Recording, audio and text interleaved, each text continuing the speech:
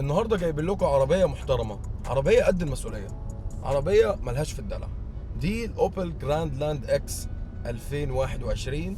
انا اسلام تامر واهلا بيكم في حلقه جديده من 0 to 100.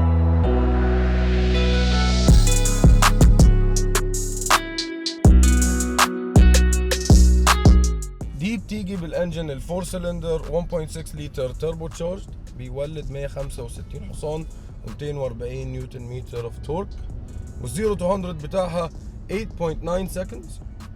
هنجزه لكم في الاول بس كده ايه عشان ننجز. نطفي مكيف، نحط ان هو كده بينقل لوحده. ماشي،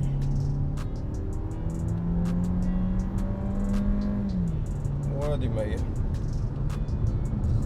اوبل عاملين حركه صايعه، عاملين لك في العداد من الصفر لل60 عشرات، فانت 10 20 30 40 50، فانت بتحس العربيه بتطير في الاول وانت بس حلو. هي اي نعم هي 4 سلندر 1.6، بس لما بتدوس والله بتروح بتديك اللي انت عايزه. والماني يعني الثبات كله، يعني استيرنج مفهوش ديجري واحده فاضيه. عارف دي اللي موجوده في شويه عربيات اللي انت ممكن تقعد تعمل كده، لا هنا دي معناه ان هي تلف، دي معناه ان هي تلف. العربيه يعني عافيجيه. اي نعم هي 4 سلندر بس بتروح ثابته، وانت فيها ما بتدكش احساس الخوف وانت على لفه. عربيه جميله. هي ليها منافسين في السوق اللي هم ممكن يكونوا زي ستروين سي 5، البيجو 3008، النيسان كيكس، كيا سبورتج. العربيه بتيجي ب 6 سبيد اوتوماتيك جير بوكس، وانت بيني وبينك مش محتاج اكتر من كده. العربيه ما فيهاش اي حاجه تميزها ولا من بره ولا من جوه. يعني لو جيت من جوه انت بتتكلم على ستيرنج طبيعي، ليذر كويس، ماتيريال كويسه، كروز كنترول، علي ووطي، نكست تراك. تيجي على الجيج، انالوج، 2 انالوج جيجز، سكرين في النص. السكرين اللي في النص ما فيهاش حاجات كتيره، هي الديجيتال سبيد، وتغير الشاشات من النوب بتاع الاشاره في كده زي بطن تعمله يمين فوق، يديك نافيجيشن، يديك بقى الانفو بتاع الفيول كونسبشن، كلام زي ده، التريب بتاعك وكده. الفيول كونسبشن بتاع العربيه يعتبر كويس والله، 15.1 كيلومتر بير لتر. يعني اضرب 15.1 في 53 اللي هو سعة التانك، يديك حوالي 800 كيلومتر. احنا جربنا في اولنا التانك ومشينا 680 كيلو، فده ممتاز. واصلا يعني تتوقع كده على 1.6 لتر تربو. يعني خلصت من هنا، تيجي على ال 8 انش انفوتينمنت سيستم البسيط، ابل كار بلاي، اندرويد اوتو بسلك مش وايرلس، بس بسيط. ما عندكش اي حاجه تانية بقى، ما عندكش حبشتكنات انت مش محتاجها. اوديو، ناف، تليفون، علي وطي من النوب، ست تعمل ست، ابل كار بلاي اكسس من هنا، واخر واحده اللي هي درايفنج فانكشنز والفيكل سيتنجز. والعربيه فيها بارك اسيست، وفيها بلايند سبوت مونيتور، وفيها لين اسيست. يعني بس اللين اسيست بتاعها ما بيعملش حاجه غير ان هو بيطلع صوت اللي هو سمعتوه دلوقتي ده. عايز تطفيه تفضل دايس على الباتن اللي موجود تحت المكيف هنا لغايه لما ينور، ويطفي لك هنا برضو في الجيج. جنبه في الباتن بتاع التاير بريشر مونيتور، والتراكشن كنترول سيستم، والباركينج سنسورز تطفيهم وتفتحهم. غير كده ليذر سيتس برضو حاجه محترمه، وايرلس تشارجر هنا، وفي جيب كده عشان ايه تحط فيه التليفون.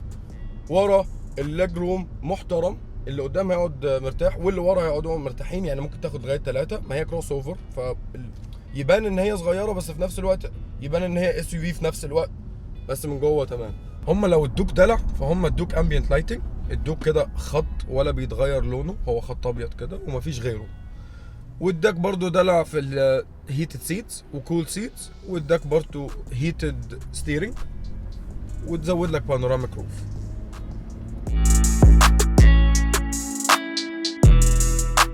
في بقى حوار محترم وصراحة اشهد له، في الستيرنج هنا في باتن مكتوب عليه MEM ده لما تكون ماشي في السكرين هنا اصلا اللي في ما بين العدادات بيكون في سرعة الشارع مرسومة كده مكتوبة. فام اي ام ده لما انت تكون عامل اكتيفيت للكروز كنترول، دوس عليه يوديك على سرعه الشارع اللي مكتوبه قدامك هنا.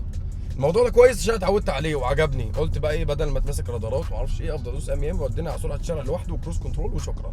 لغايه لما حصل امبارح اللي انا كنت خايف منه، انه يكون السرعه اللي موجوده دي اللي في السكرين ما تكونش اصلا ابديتد او تكون غلط. فرحت على مكان قال لي سرعه الشارع 120، قمت دايس ام اي ام وداني عليه، رايح لقيت رادار تشيك، صورت.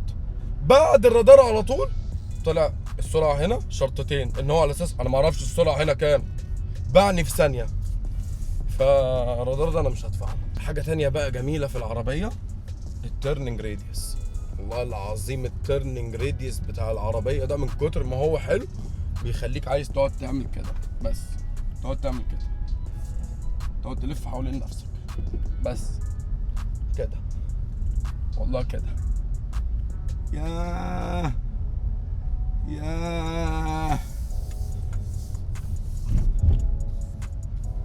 غير كده ولا اي حاجه تانية. يلا بينا اخدكم عشان ناخد لفه على العربيه من بره.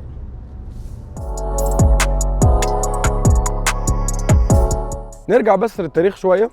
من 1929 ل 2017 اوبل كانت اوند باي جي ام. جت في 2017 اشترتها بي اس اي اللي هي مجموعه بيجو وستروان والليله دي.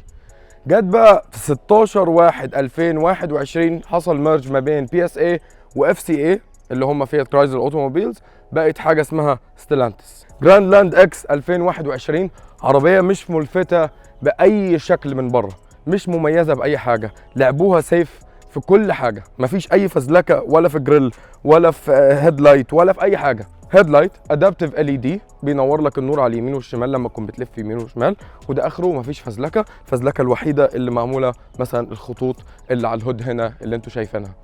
في فوج لايت بسيط في اخر البامبر من تحت، وده الوجه القداماني. نيجي على الجنب، 18 انش ريمز راكبين على 225 55 على الاربعه. الرنجات شكلها طبيعيه، حلوه مش حلوه ترجع لذوقك. تيجي بقى على الجنب في حركه فنانه، الدورسل اللي هنا لو خدت بالك، لو فتحت الباب شايف الحته السوداء اللي هنا دي مكمله على جوه. دي حاجه ممكن ما تكونش واخد بالك منها، بس اي دورسل لو ما تيجي تطلع بيكون متوسخ عشان هو بيكون كفر على بره، هنا مغطيينه، فانت مهما جيت عمره ما الجينز بتاعك هيتوسخ من هنا من جوه. حاجه مش هتعرفها غير لما تكون بتستخدم العربيه. تاتش حلو مكمل من قدام على ورا. طبعا العربيه فرونت ويل درايف، فور ويل درايف على كروس اوفر ده يعني بيجي حاجات نوادر.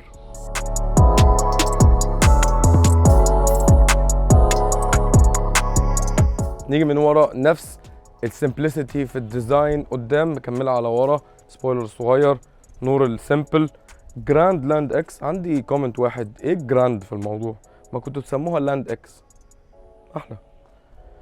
كاميرا 360 كاميرا فيو قدام وورا، والاكزوست تيبس الاكزوست تيب اللي مش موجود او مش باين، وترانك سبيس المحترمه، الفولي اوتوماتيك 514 لتر زي ما قلنا جوه، وممكن يملي فيها كل ده، وممكن تقفله بالزرار او تقوم مديها واحده باليرينا يوم هو مديك تيك. اوبل طول عمرها معروفه ان هي عربيه جيرمان، فتعتبر ان هي عربيه ريلايبل، وسعرها فيها. سعر العربيه دي بيبدا من 89,000 درهم الى 109. اللي معانا دي كانت اعلى سبيك ال 109. اوبل نجحوا زي ما دايما كانوا بينجحوا يعملوا عربيه براكتيكال، ملهاش في الدلع، ملهاش في الحاجات اللي ملهاش لازمه، عربيه مالكه طريقها، مش خايف وانت سايقها، وهي دي اوبل. انت بتعمل ايه هنا يا ابني؟ لسه ما خلصتش.